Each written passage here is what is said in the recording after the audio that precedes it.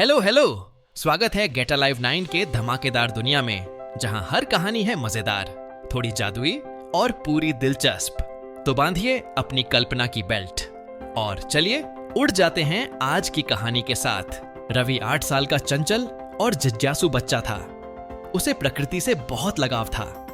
एक दिन वह अपने माता पिता के साथ गांव के पास लगे सालाना मेले में गया। मेला बहुत बड़ा था। झूले, मिठाइयां, जानवरों के करतब, सब कुछ देखकर रवि बहुत खुश हुआ। मेले के किनारे एक छोटा रास्ता जंगल की ओर जाता था। जब रवि के माता पिता दुकानों में व्यस्त हो गए तो वह उस रास्ते की ओर बढ़ गया। उसे लगा बस थोड़ा आगे जाकर पेड़ पौधों को देख लेगा और लौट आएगा। पर जैसे जैसे वह आगे बढ़ता गया, रास्ता घना होता गया और जल्द ही उसे एहसास हुआ कि वह अब मेले से बहुत दूर आ चुका है। शाम ढलने लगी थी। पक्षियों के बोलने की जगह अब झींगुरों की आवाजें गूंज रही थीं। रवि को डर लगने लगा। वह एक बड़े पेड़ के नीचे बैठ गया और सोचने लगा कि अब क्या करे। अचानक झाड़ियों में कुछ सरसराहट हुई और एक हिरण निकला। पहले तो रवि डर गया, पर हिरण शांत नजरों से उसे देखने लगा। रवि मुस्कुराया और बोला, डर मत, मैं तुझे चोट नहीं पहुंचाऊंगा। हिरण धीरे से पास आया और कुछ सूखी घास चबाने लगा।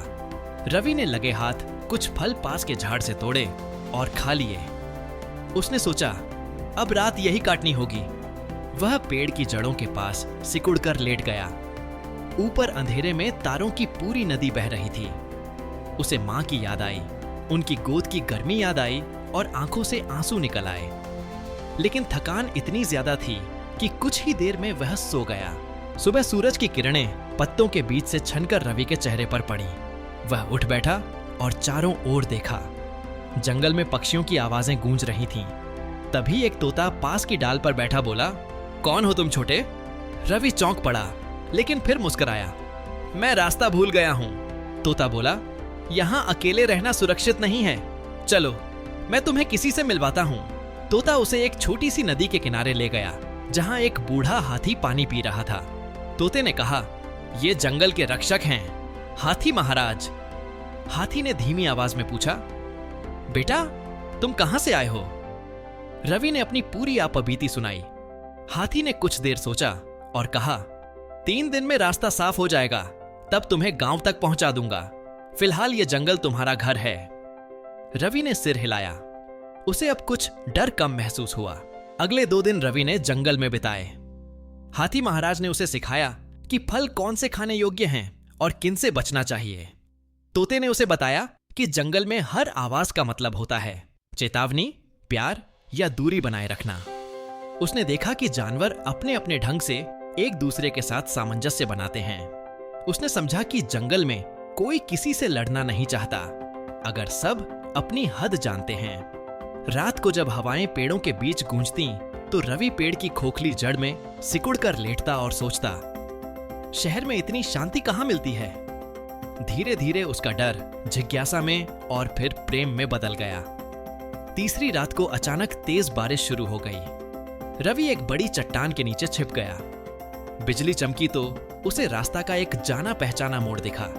उसे यकीन हुआ कि अब घर का रास्ता दूर नहीं। सुबह आसमान साफ हुआ। हाथी महाराज रवि के पास आए और बोले, आज शायद तुम्हारे घर जाने का दिन है। रवि ने तोते और हाथी को गले लगाया। मैं आप सबको कभी नहीं भूलूंगा, उसने कहा। हाथी ने मुस्कुराकर कहा, जंगल को भी तुम्हारी याद रहेगी छोटे खोजी। तोता ऊपर उड़कर बोला, उस रास्ते पर चलो जहां सूरज उग रहा है, वही तुम्हारे गांव का रास्ता है। रवि ने साहस जुटाया और उस दिशा में चल पड़ा। कुछ घंटों बाद उसे मेले का वही रास्ता दिखा जहां से वह आया था। जल्द ही उसके माता पिता उसे ढूंढते हुए वहां पहुंचे। मां ने उसे देखा और दौड़कर गले लगा लिया। रवि ने रोते रोते कहा, मां, जंगल बहुत सुंदर है, डरावना भी, लेकिन उसने मुझे सिखाया कि सब जीव एक ही धरती के बच्चे हैं। उस दिन के बाद से रवि हर पेड़ को देखकर मुस्कुराता, हर पक्षी की आवाज सुनकर ठहर जाता। जंगल ने उसे 3 दिन में जितना सिखाया, शायद किताबें उसे वर्षों में भी न सिखा पाती। आज की वीडियो बस यहीं तक थी, लेकिन ज्ञान, हंसी और जिज्ञासा कभी खत्म नहीं होती। तो चलते हैं एक नई खोज की ओर, एक नई सोच की ओर। अगर आप साथ हैं तो हर वीडियो एक नई उड़ान है। सब्सक्राइब जरूर करना और कमेंट में बताओ अगली उड़ान कहां तक ले जाए आपको? कंटेंट नहीं, कनेक्शन बनाते हैं। हम हैं गेट अलाइव 9। मस्त रहिए।